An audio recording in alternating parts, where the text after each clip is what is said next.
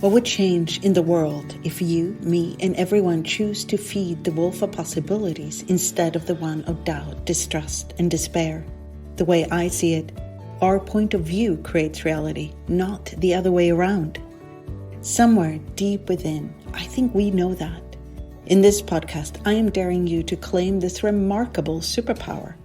Join us and be inspired by trackers, explorers, and finders of possibilities from the multiverse of hope. Welcome to the podcast, Feeding the Wolf of Possibilities, with your host, Katarina Valentin.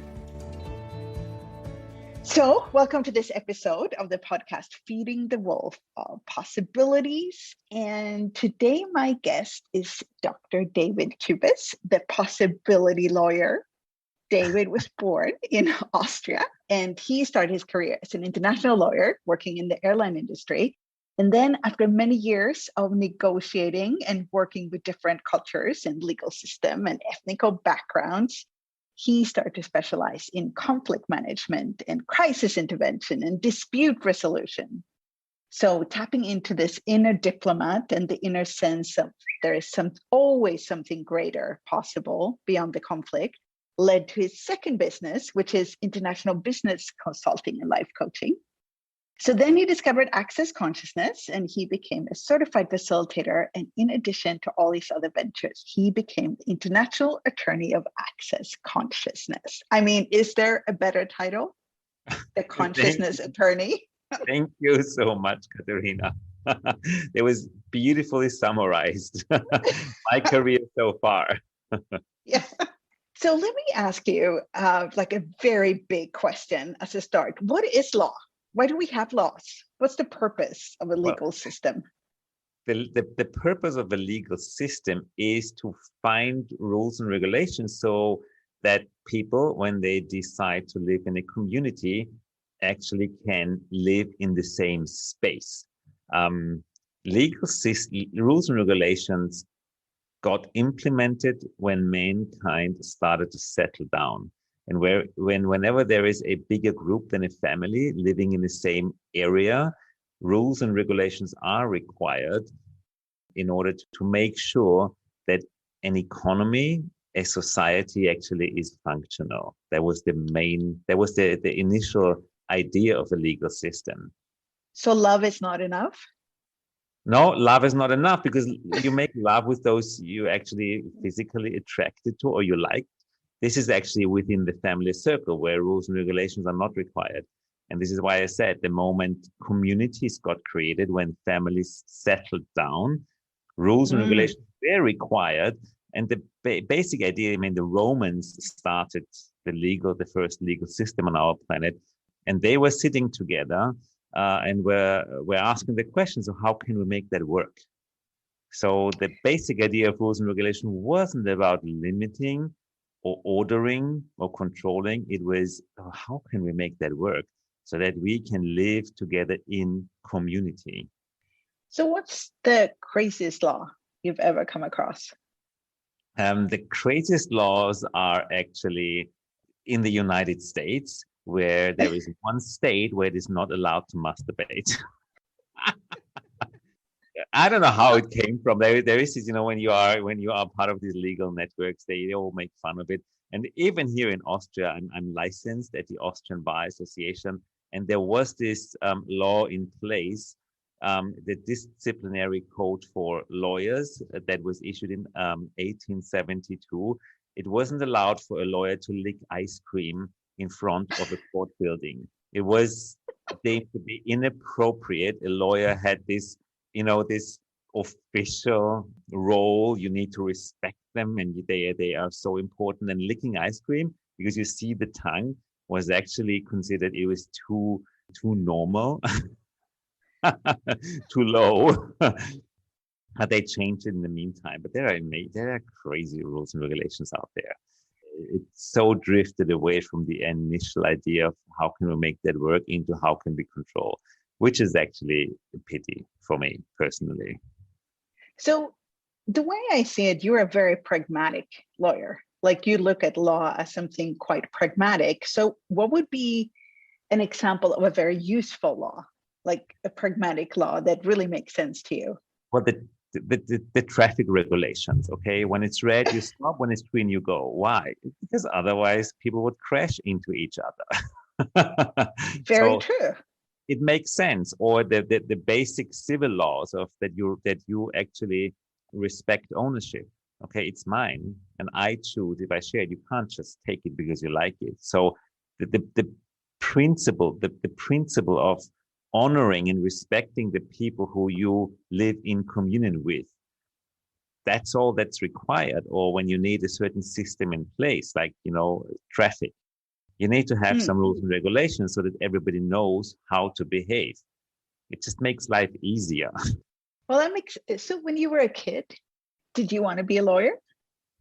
Actually, the desire to become a lawyer was there very, very early. I always wanted to become an airline pilot because I always wanted to travel the world. I had two aunts that lived in New York, and I was 6 years old when we went to the airport to pick them up for the first time.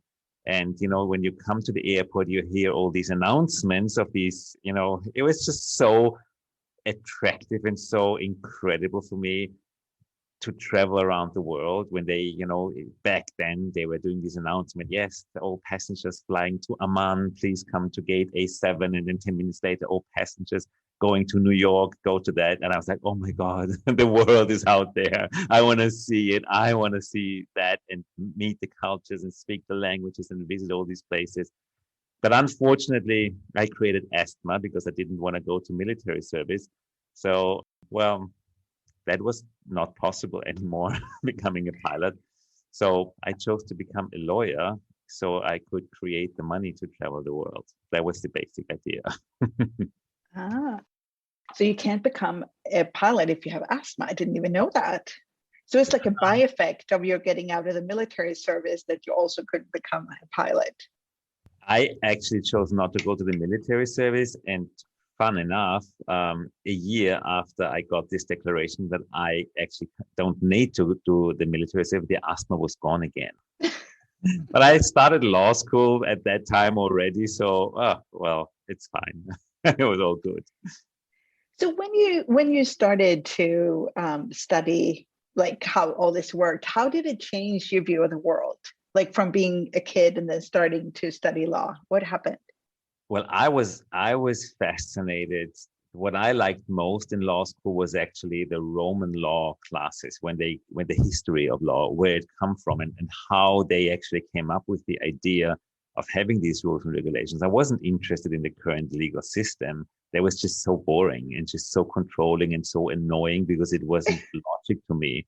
But I was obsessed. I was obsessed by the Latin language. I was almost fluent in Latin. I was a really weird kid. And I loved to translate Cicero, Platon. I just loved the stories because the way they explained to you why this is the appropriate rule and regulation for a community to live together. And they had all these examples.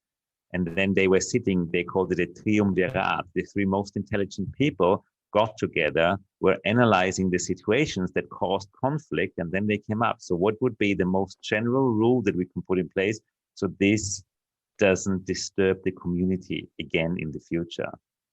Which was amazing. That's what I was interested in. And I think this is what I always wanted to be my profession, to create something that makes sense, that allows people to create together, that live in a communion, and that they rather create than getting into a fight. That was always my big dream.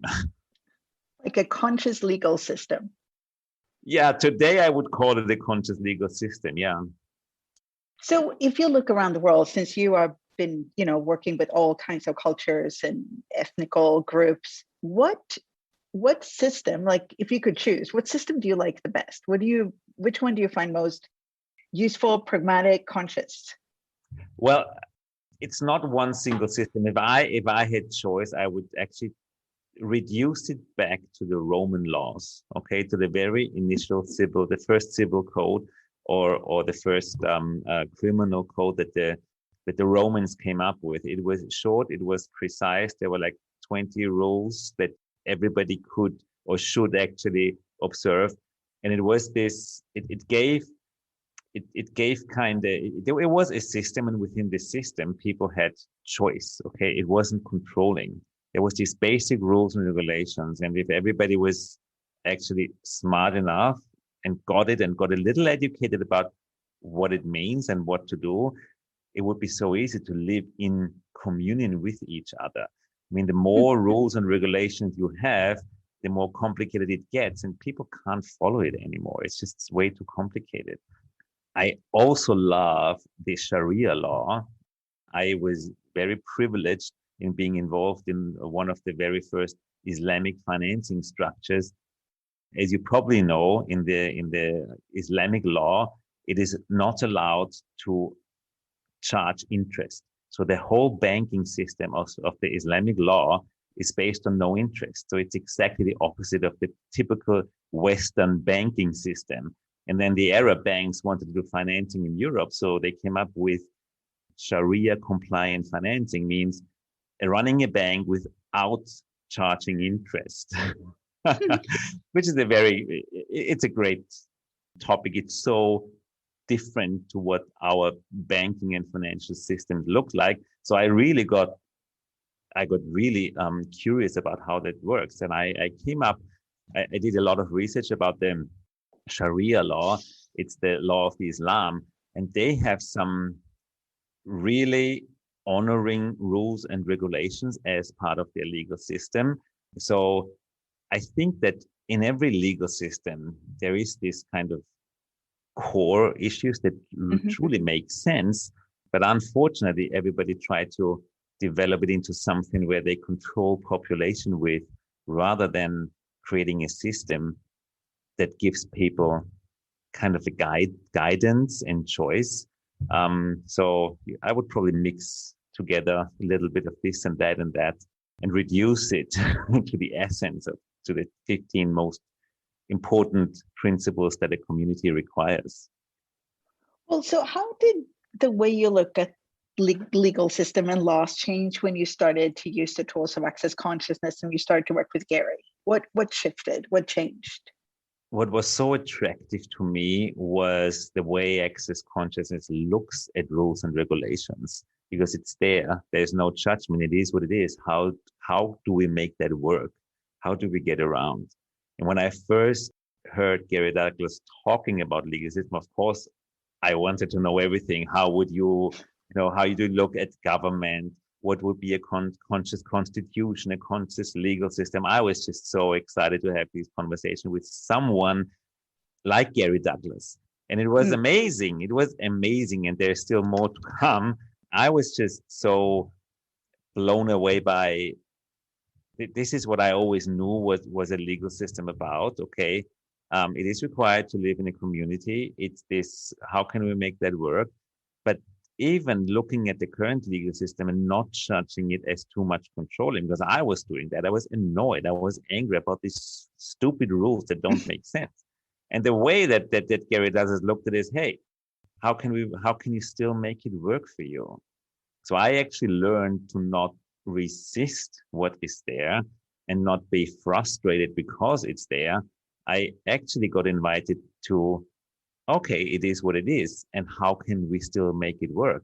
Which allowed all this creativity to come back, because being a lawyer can be a really creative job. Everybody thinks being a lawyer is so boring. It's just learning paragraphs and paragraphs, and it's not. It's actually a beautiful, creative engagement when you function from, well, it is what it is. How can we make that work?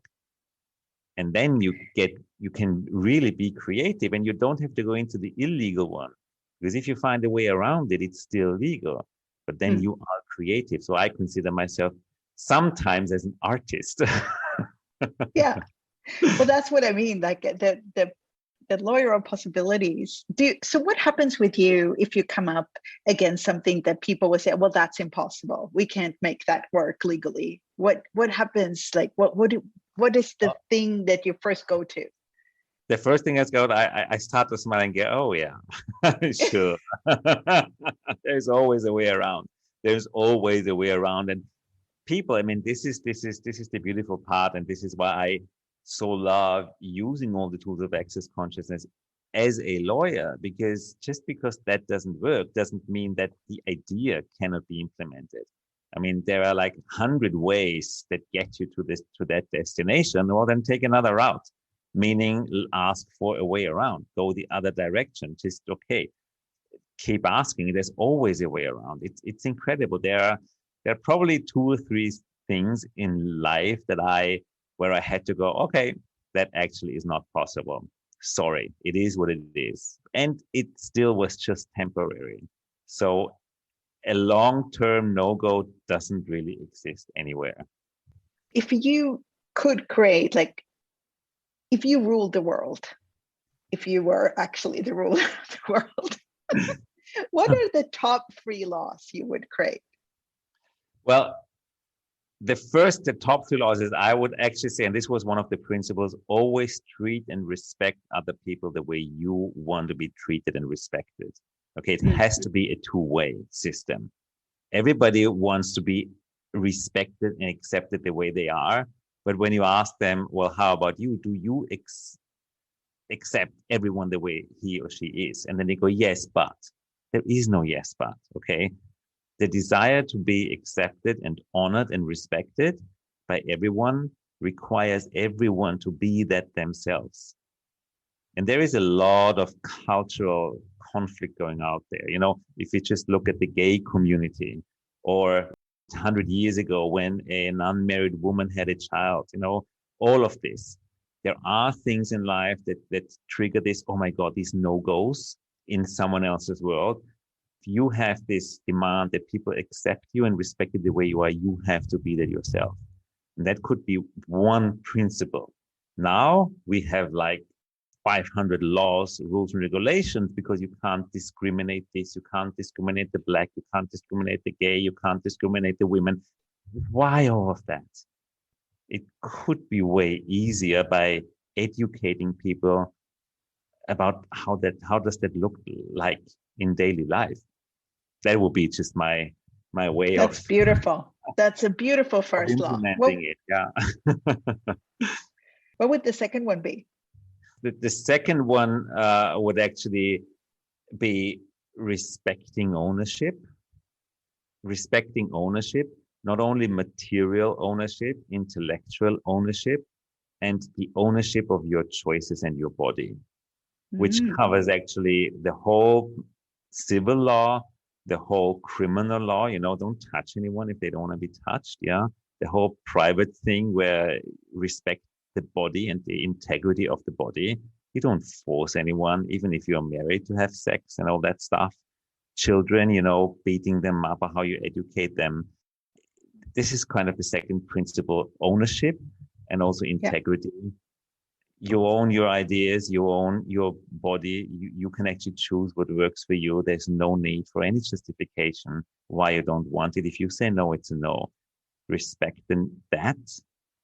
And if everybody respected that, I mean, life would be different. Yeah. Those 2 laws are brilliant. Okay, so what would the third one be? I just have to hear that one too. The third one would actually, the third one would be the practical rules that we require to be functional in this reality. And I'm sorry to say, it would start with traffic laws, but it would also include some kind of tax rules, because there has to be some kind of organization who takes care of the public spaces in a place where we live together. And come on, we all have to fund it, okay? Nobody will gift it to us, okay? If you respect ownership, you have to respect that there are certain areas that are publicly owned, that are for the pleasure and the joy of everyone. So everybody has to contribute to that as well. So some kind of basic rules of, hey, there is something we all need to contribute to in order to enjoy the beauty. So this is more or less what I would call, there has to be a government, and there has to be some practical rules so that we can live in a communion. Traffic laws, tax laws, and some kind of basic regulations on how to be in a community. Like community guidelines in the form of laws. Yeah. More or less some guidelines. Yeah, the do's and don'ts. Yeah. Basic one. Well, you could be a ruler of the world. That works. So if you It if wouldn't, you because the resistance would be too big. from you or from other people? No, I think that a lot of people, and this is my illusion, people love to follow rules because then they can blame someone else if it doesn't work. Okay, it takes the more space and possibilities are available, the more people can choose for themselves, the more they are responsible for their choices, and the less they can blame someone else. And a lot of people don't like that. They go like, leave me alone, tell me what to do. I'm fine with this. So I think that the desire for that wide range of possibilities, choices, is not really there yet. So you think that people would need to be retrained or re-educated really to be able to actually live in a society that has less rules and regulations?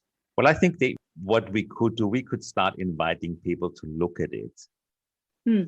Because if you invite people to look at it, if you kind of start this idea to be spread out, people can consider it, people can start enjoying it, people can start experiencing it, and then they will lose the skepticism. Would that actually work? They would lose the fear of change by kind of inviting them slowly and steadily into this new or different way of looking at a legal system or at how a society could work. So it should start with that invitation, and then probably with some communities or cities where you could just, okay, let's try it out and see if it works. And then, it would be a long-term project, I guess. As a ruler of the world, you would start slowly, kindly, and change society that way. And of course, it's if you have an idea today and then you start implementing it, I would also love to give that creation some space to adjust it, because who knows what else shows up when you actually start choosing it. That would be the beauty, to kind of give it space to allow it to grow organically and change as it needs to change. What do I know? Okay. It's just my point of view. Everybody out there is different. So it would be actually really curious on what other people enjoy, what other people require.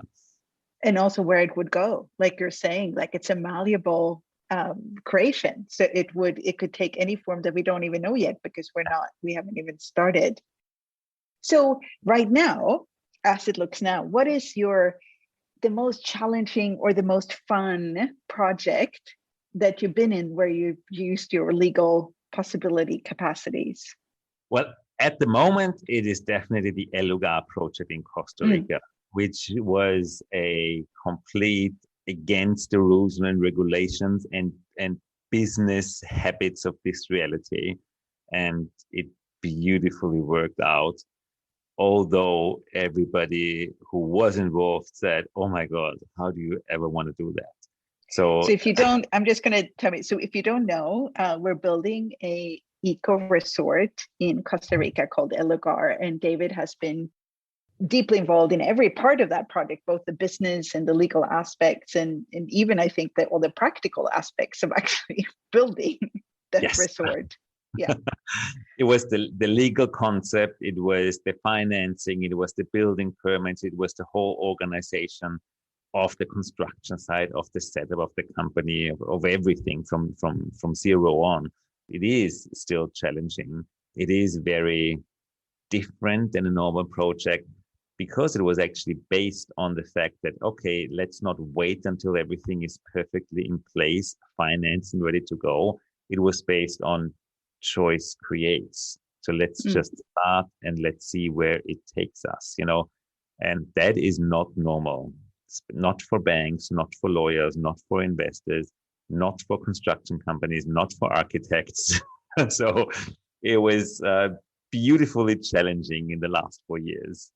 Was there any point where you could perceive how you shifted, like from one way of working with it legally and business wise, and to another way where you were willing to go even more into that choice creates awareness, and then the next choice and the next choice and the next choice? Yes, there was, because of course, I started the project as I would do it. So we had business plan, we had everything calculated. We had all the construction costs set up, so everything was actually perfectly organized. Everything was submitted to the bank. The bank loved it. The bank said, "Yes, sure, let's go for all of that. We'll get the loan." And then the bank bailed out. They just said, "You know what? We don't finance new projects. You don't run a business yet. You are a new company." That was long before COVID. And I was like, what? Everything was actually perfectly planned as they wanted. And then they just said no. And he said, "Yeah, sorry, management decision." And then I called Gary Douglas and he said, "Okay, well, then let's do it on our own. What's next?" So there was no wrongness. There was no, "Oh my God." There was just, "Okay, sure, what next?" As if what next would be so the most logical thing that someone says that was just turned down by a bank for a $15 million loan. So I was like, oh, that's really different. And then actually the challenge started, because then we went, okay, nothing will stop this. We won't delay it. We'll just keep going. I think it was like 3 or 4 weeks later, investors starting to show up. And then we came up with this way of investing with this, you become a business partner, and then you with the rental pool, and people can stay there for a certain time. So it beautifully turned into a co-creation where, so as of today, we have 110 investors being involved, and it changed their financial reality by becoming an investor. So it was way more than just building a hotel and getting a bank loan. Suddenly it transformed itself into this amazing contribution for so many people being involved now. And now it's this, wow, an unstoppable force and energy of let's do that, let's get that done. And this is just so beautiful to see. If you have that many people having your back, trusting you, and just moving it on, and every time something is kind of stuck or weird, I just need to do one shout out, "Hey, can we change that? What else is possible here?" And woof, it blows away the problems and creates new possibilities. That's amazing to see how this co-creation with everyone involved, how powerful that is. It actually reminds me energetically of those 3 laws that you would create if you were the ruler of the world. So that may have sneaked in there somehow. We're just about to end. I just wanted to ask you, so if someone who's listening to this have a kind of like a resistance to the law, or to even trying to understand what the legal requirements are, or where do they start? How do they start changing that? How can they look at it different? If you just would give them one question or a different perspective. Well, first of all, looking at the current legal system as it is now, can you change it? No. So why would you resist it? You can't change it, but you can find a way around it. Okay. And the way around, I always say that whatever you need to know about the legal system, it's just one Google search away. Educate yourself, Google it, but never allow a rule or a regulation to limit you, because there's always a way around. A rule, a regulation is a user's manual on how to get around, because it tells you exactly what you cannot do. So everything that is not listed there is actually possible. So just read it from the different perspective. It's a user's manual on how to get around, and then have fun with it and be creative. I love that. I think we'll end there. Thank you so much, David, to come on and chat with me, and go out and create some more possibilities. I will. Thank you so much. Thank you so much for listening to my podcast, Feeding the Wolf of Possibilities. I hope you have more space in your world now. If you would like to listen to earlier episodes, share with other people, or subscribe, please go to Spotify, iTunes, or visit KatarinaValentin.com/wolf.